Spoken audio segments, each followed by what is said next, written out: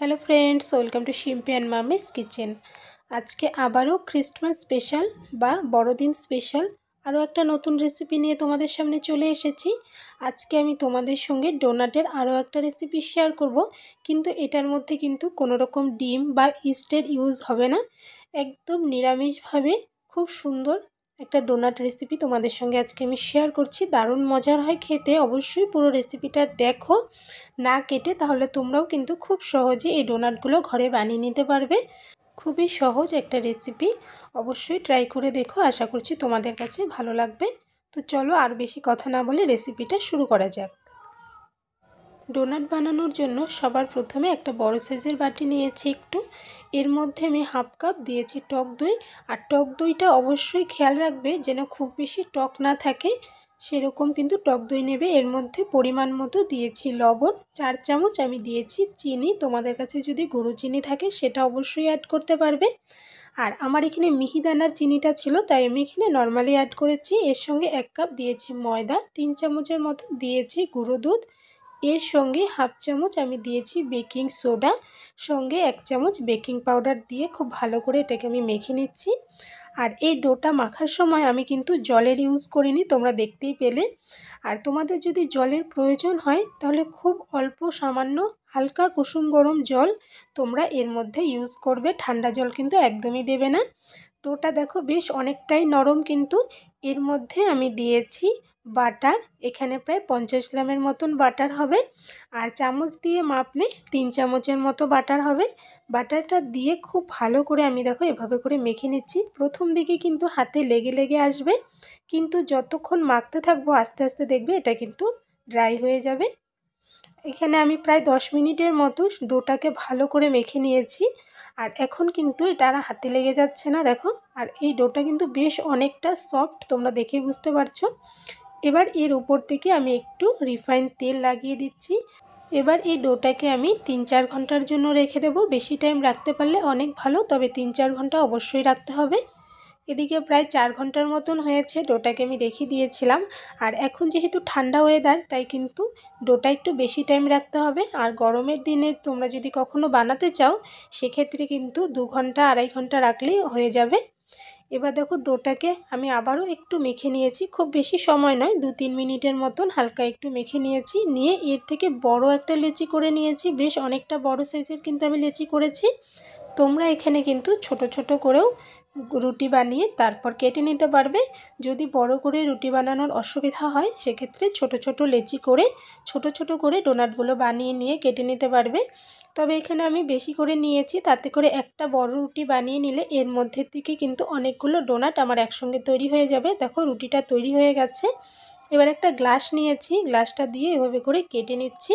তবে দুটো কাটার পর আমার মনে হলো যে ডোনাটের সাইজগুলো বেশ ছোট ছোট হচ্ছে, তাই এখানে আমি একটা কৌটোর ঢাকনা নিয়েছি, স্টিলের যে কৌটোগুলো হয় সেগুলোর একটা ঢাকনা নিয়েছি। আর এটা দিয়ে এবার কেটে নিচ্ছি। আর সাইজগুলো কিন্তু তোমাদের পছন্দ মতো তোমরা ছোট বড় সাইজ করতে পারবে, এখানে সাইজে কোনো সমস্যা নেই। তবে আমি একটু বড় সাইজের করে করছি, এটা দেখতে বেশ ভালো লাগে। তো এখানে কেটে নেওয়া হয়ে গেছে। এবার আমি এদিকে একটা নোজেলস নিয়েছি। আর তোমাদের কাছে যদি এরকম নোজেলস না থাকে তবে তোমরা যে কোনো বোতলের ঢাকনা বা ওষুধের বোতলের যে ককগুলো হয় বাচ্চাদের, সেগুলো কিন্তু নিয়ে এটা করে নিতে পারবে। এখানে দেখো মাঝ বরাবর আমি কেটে নিয়েছি। আর এর মোটাটা দেখতে পাচ্ছ যে কতটা মোটা করে আমি রুটিটা বেলে নিয়েছিলাম। সবগুলোই কিন্তু ডোনাট আমি কেটে নিয়েছি। আর ছোটোটা দেখো বেশ অনেকটাই কিন্তু ছোট, তো আমার কাছে বড় সাইজেরটাই ঠিকঠাক লেগেছে, তাই সবগুলো ডোনাট কিন্তু আমি এই বড় সাইজেরই করে নিয়েছিলাম। বেশ কিছু ডোনাট আমার বানিয়ে নেওয়া হয়ে গেছে। এদিকে রিফাইন অয়েল মিডিয়াম আঁচে গরম করে নিয়েছি, আর এর মধ্যে দুটো ডোনাট দিয়ে দিয়েছি দেখো, আরও একটা দিয়ে দিলাম। আর তেলটা এরকম গরম হতে হবে যাতে ডোনাটগুলো দেওয়ার সঙ্গে সঙ্গে কিন্তু উপরের দিকে উঠবে না, কয়েক সেকেন্ডের মধ্যে আস্তে আস্তে এটা কিন্তু তেলের উপরে ভেসে উঠবে। তাতে করে দেখবি ডোনাটের ভেতর অবধি সুন্দরভাবে ভাজা হবে এবং সুন্দরভাবে এগুলো কিন্তু ফুলে উঠবে। খুব গরম তেলে দিয়ে দিলে কিন্তু ঠিকমতো ফুলে উঠবে না। আমি এখানে একসঙ্গে 4টা ডোনাট ভেজে নিচ্ছি, যেহেতু আমি নিচটা ছড়ানো এরকম কড়াই নিয়েছি, তাই একসঙ্গে 4টা ডোনাট কিন্তু এখানে সুন্দরভাবে আমার ভাজা হয়ে গেছে। তবে তোমাদের কড়াই যদি একটু ছোট হয় সেক্ষেত্রে 1টা 2টো করে ভেজে নেবে। তাতে করে কিন্তু বেশ সুন্দর ভাজা হবে। এদিকে ডোনাটগুলো ভাজা হয়ে গেছে, ওগুলো উঠিয়ে নিলাম, একটু ডার্ক কালার করে ভেজে নিয়েছি। তোমরা চাইলে একটু হালকা করতে পারো তোমাদের পছন্দ অনুযায়ী। এখানে আরও কয়েকটা ডোনাট আমি দিয়ে দিলাম, আর এভাবে করে খুন্তি দিয়ে উপর দিকে তেল ছড়াতে থাকবো, তাতে করে কিন্তু খুব সুন্দরভাবে আর অনেক তাড়াতাড়ি এগুলো ফুলে উঠবে। আর আঁচটা অবশ্যই মিডিয়ামে রেখে ডোনাটগুলো ভাজবে। এদিকে দেখো সবগুলো ডোনাট আমার কিন্তু বানিয়ে নেওয়া হয়ে গেছে। দেখো আর যে দুটো ছোট সাইজের ছিল সেগুলো কিন্তু ভাজার পরপরই খাওয়া হয়ে গেছে, এত মজার হয়েছিল যে এমনিই খাওয়া হয়ে গেছে। আর এদিকে এবার ডোনাটের উপরে আমি চকলেট লাগাবো, তার জন্য এখানে আমি চকলেট নিয়েছি নর্মাল যে মিল্কি বার এবং ডেয়ারি মিল্ক চকলেট হয় সেগুলোই আমি নিয়েছি। আর মিল্কি বারটা আলাদা বাটিতে নিয়েছি এবং ডেয়ারি মিল্ক আমি আলাদা বাটিতে নিয়েছি। নিয়ে এগুলোকে ছোট ছোট টুকরোতে আমি ভেঙে নিয়েছি। দেখো এবার এই চকলেটগুলোকে আমার গলিয়ে নিতে হবে, যত ছোট টুকরো করব তত তাড়াতাড়ি কিন্তু চকলেটগুলো গলে যাবে। এখানে আমি একটা কড়াই বসিয়েছি, তোমাদের কাছে ওভেন বা মাইক্রো ওভেন থাকলে সেগুলোর মধ্যে 10 থেকে 15 সেকেন্ড দিয়ে দেবে, তাতেই করে কিন্তু চকলেট সুন্দর মেল্ট হয়ে যাবে। আমি এখানে কড়াইয়ের মধ্যে করছি, কড়াইটা বসিয়েছি আর আঁচটা কিন্তু বাড়িয়ে রেখেছি। এখানে দুটো বাটি আমি কড়াইয়ের উপর বসিয়ে দিয়েছি, সঙ্গে 2 চামচের মতন করে দুটো বাটিতে আমি লিকুইড দুধ দিয়ে দিয়েছি। দিয়ে এবার চামচ দিয়ে এটাকে একটু নেড়ে চেড়ে দিচ্ছি। আর দেখো দেওয়ার কিছুক্ষণের মধ্যেই কিন্তু মাত্র কয়েক সেকেন্ডই হয়েছে আর চকলেট কিন্তু মেল্ট হতে শুরু হয়ে গেছে। দেখো আর দুটো চকলেটের জন্য আমি কিন্তু দুটো আলাদা চামচ এখানে ইউজ করেছি।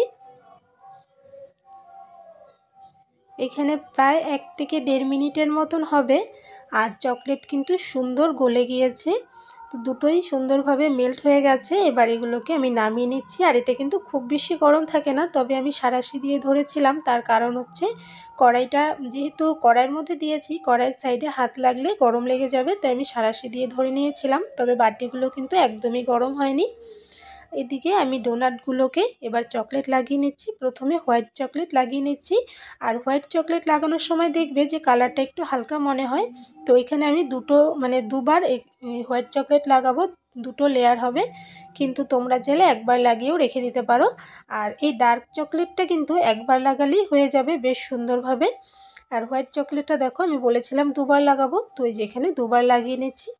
আর উপর থেকে আমি ডিজাইন করে নিচ্ছি, তোমরা তোমাদের পছন্দ মতো ডিজাইন করতে পারো, যে কোনোভাবে এটাকে ডেকোরেশন করতে পারো বা এমনিও রাখতে পারো।